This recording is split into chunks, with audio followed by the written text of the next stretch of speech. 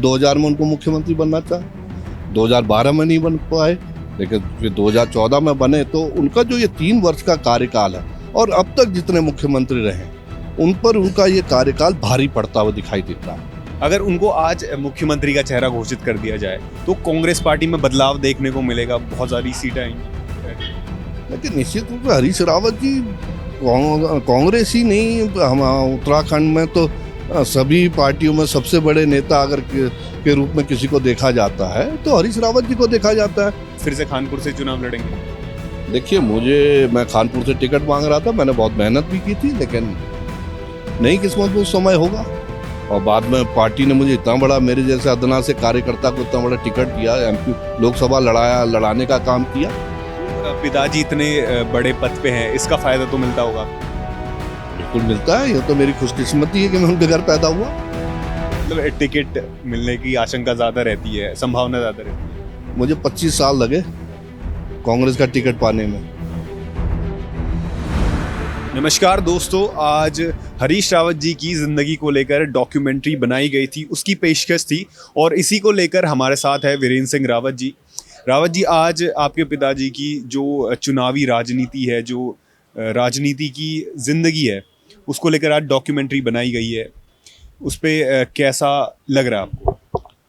देखिए, उनके 58 वर्ष राजनीतिक जीवन हो गया और उनके जीवन काल को अगर हम देखें तो इसको उत्तराखंडियत से हम जोड़ सकते हैं। इसलिए जोड़ सकते हैं, जब वो मुख्यमंत्री बने सबसे बढ़िया और बेहतरीन काम जो मेरी समझ में, उत्तराखंड के उत्पादों को आगे बढ़ावा देना। जो मडवा हमारे गांव में 20 रुपये किलो, 25 रुपये किलो बिकता था, आज वो 150, 200 रुपये किलो में मिल नहीं रहा। और सबसे बड़ी उपलब्धि मैं मानता हूँ माननीय हरीश रावत जी की कि ये चीज़ का चलन न सिर्फ अब उत्तराखंड में बल्कि दिल्ली और दिल्ली जैसे महानगर में, अगर आप किसी पहाड़ वाले की हम शादी में जाते हैं या सदारों की भी इवन शादी में जाते हैं तो वहाँ भी मडवे की रोटी मिलती है। तो इसको फेमस, जो पहाड़ के उत्पादन को उन्होंने फेमस करने का काम किया, उसको एक बाजार देने का काम किया, वो आज तक और किसी व्यक्ति ने नहीं सोचा। और आप देखिए, आज देश के प्रधानमंत्री भी मिलेट्स क्या है, यही तो है मडुआ, जो मोटा अनाज है, इसी को मिलेट कहते हैं। और रागी और मडुआ आज उसको पूरा विश्व बढ़ावा दे रहा है। तो हरीश रावत जी की जो ये सोच है, इसको पूरा न सिर्फ उत्तराखंड बल्कि पूरा देश जो है मानता है, सलाम कर रहा है। बेशक उत्तराखंड में हरीश रावत जी ने बहुत पैठ बनाई है और काम किया है, बेशक काम किया है, लेकिन उन्होंने 2013 का हो, 2016 का हो, 2022 का हो, मुश्किल समय देखा है। क्या फिलहाल जो कांग्रेस पार्टी है वो अपना मुश्किल समय देख रही है? देखिए, सोना जितना तपता है उतना निखरता, और हरीश रावत जी ने मुश्किलें दी, शुरुआत से मुश्किलें देखी और उन पर पार भी पाया। वो 2000 में उनको मुख्यमंत्री बनना था, 2012 में नहीं बन पाए, लेकिन फिर 2014 में बने। तो उनका जो ये 3 वर्ष का कार्यकाल है और अब तक जितने मुख्यमंत्री रहे उन पर उनका ये कार्यकाल भारी पड़ता हुआ दिखाई देता है। इसलिए भारी पड़ रहा है कि उन्होंने पेंशन, जो मात्र 1.5 लाख लोगों को पेंशन मिलती थी, उसको 7.5 लाख लोगों को जोड़ने का काम किया। उन्होंने महिलाओं को आगे बढ़ाने का काम किया। 1000 हमारी नौजवान लड़कियों को उन्होंने कांस्टेबल बनाने का काम किया। महिला सशक्तिकरण में इससे बड़ा उदाहरण नहीं मिल सकता है आज तक। आप निकाल के देख लीजिए किसी और मुख्यमंत्री ने ऐसा कुछ किया। और 32.5 माह की उनकी सरकार रही और 32,500 नौजवानों को उन्होंने सरकारी रोजगार देने का काम किया, और प्राइवेट में तो लाखों नौजवानों को रोजगार देने का काम किया। आज 12 साल होने 9.5 साल हो गए हैं इस सरकार को। सरकार बता दे कितने नौजवानों को रोजगार दिया। आज की स्थिति ये हो गई कि ना युवाओं को रोजगार मिल रहा है। महिलाएं सबसे ज़्यादा सुरक्षित पूरे देश में अगर कहीं है तो उत्तराखंड में। जो ये डॉक्यूमेंट्री थी उसकी मंशा क्या थी? लोगों को काम गिना के 27 की तैयारी करना, या फिर अब Harish Rawat ji front seat spotlight से हटके एक मार्गदर्शक की तरह आपको दिखने वाले हैं, पार्टी का मार्गदर्शन करने वाले हैं? देखिए, आज तो जबकि हमारे मुख्य विपक्ष के नेता हैं कोश्यारी जी, और उन्होंने ये कहा कि विरार नहीं ठानूंगा, हार नहीं मानूंगा। तो हरीश रावत जी लगातार एक ऐसी विभूति हैं जो लगातार लड़ने का काम करती हैं, और उन्होंने एक सपना देखा है खुशहाल उत्तराखंड का, कि उत्तराखंड की जवानी और उत्तराखंड के जंगल जमीन जंगल जमीन जो है युवा उत्तराखंड के काम आए। वो सपना जब तक पूरा नहीं होगा तब तक वो लड़ते रहेंगे। सपना तो सत्ता में आके ही पूरा होता है। अगर उनको आज मुख्यमंत्री का चेहरा घोषित कर दिया जाए तो कांग्रेस पार्टी में बदलाव देखने को मिलेगा, बहुत सारी सीटें आएंगी क्या?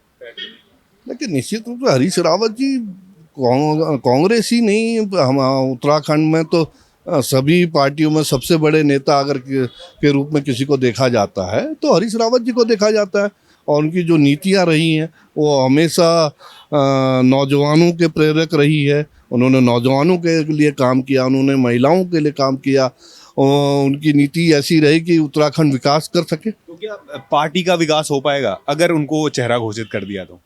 देखिए, चेहरा घोषित करना तो हाईकमान का काम है, लेकिन वो हमारे वरिष्ठ नेता हैं, सीनियर नेता हैं, और हर विधानसभा में आप 70 की 70 विधानसभा में देखिएगा 10 से 15 हजार उनके निजी लोग हैं, और निश्चित रूप से वो कांग्रेस के नेता हैं और इसका कांग्रेस को लाभ मिलेगा। तो जैसे आपने पिछली बार खानपुर से चुनाव लड़ा था, फिर पार्टी ने आप पे भरोसा करके लोकसभा का चुनाव लड़वाया। अभी आपकी क्या रणनीति है? कहाँ से आप फिर से खानपुर से चुनाव लड़ेंगे? देखिए, मैं खानपुर से टिकट मांग रहा था, मैंने बहुत मेहनत भी की थी, लेकिन नई किस्मत में उस समय होगा।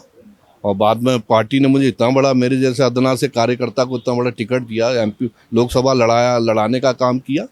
और अब मेरा कर्तव्य है कि पार्टी के कार्यकर्ता के रूप में कि मेरे यहाँ 14 विधानसभा पड़ती हैं, इन 14 के 14 विधानसभा में मैं कांग्रेस को जिताने का काम करूँ, ताकि उत्तराखंड में कांग्रेस की सरकार बन सके। तो प्लानिंग क्या है आपकी, रणनीति क्या है? हमारी रणनीति यही है कि 14 की 14 विधानसभाओं में लगातार आप कहाँ से चुनाव लड़ने की सोच रहे ये हैं? तय क्योंकि अभी चुनाव का बिगुल लगभग बज ही चुका है।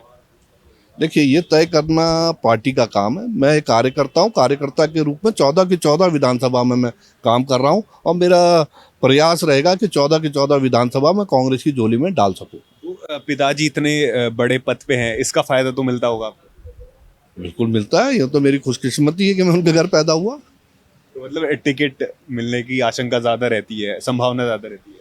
मुझे 25 साल लगे कांग्रेस का टिकट पाने में, एक दिन की मेहनत नहीं। और मैंने NSUI में मैं रहा, राष्ट्रीय स्तर पर रहा, फिर मैंने यूथ कांग्रेस की राजनीति की, फिर सेवा दल की राजनीति की, और 25 वर्ष के पश्चात मुझे लोकसभा का टिकट मिला।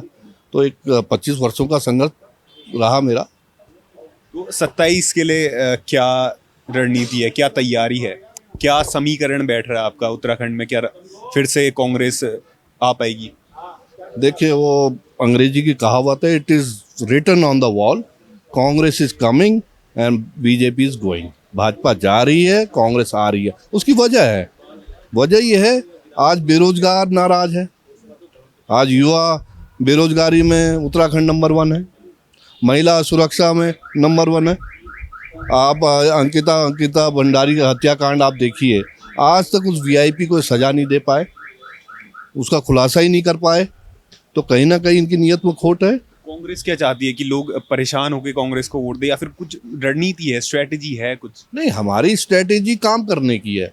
हरीश रावत जी का 3 वर्ष का जो कार्यकाल रहा वो हम लोगों के सामने रख रहे हैं, और कह रहे हैं 2016 का ट्रेलर था, पिक्चर अभी बाकी है, लेकिन आप साथ दीजिए और विकास, कांग्रेस जो है विकास करेगी, विकास किया है, विकास करेंगे। जैसे 2016 में हुआ, सरकार बनते बनते रह गई, तो कांग्रेस में एक संगठनात्मक जो कमजोरी है, क्या आप मानते हैं? देखिए, पिछली अब वो कुछ गलती हुई होगी, उस गलतियों से ही सीखने का नाम मानव है। लेकिन 2022 में ये गलती के बाद मानवता आई नहीं, मतलब जीत मिली नहीं। देखिए, ये निश्चित रूप से आप तय मानिए कि 2027 में उत्तराखंड में कांग्रेस की सरकार बनने जा रही है। ठीक है सर। तो वीरेंद्र सिंह रावत जी, ऐसे लोगों से मिलने के लिए हमारे साथ बने रहिए। धन्यवाद।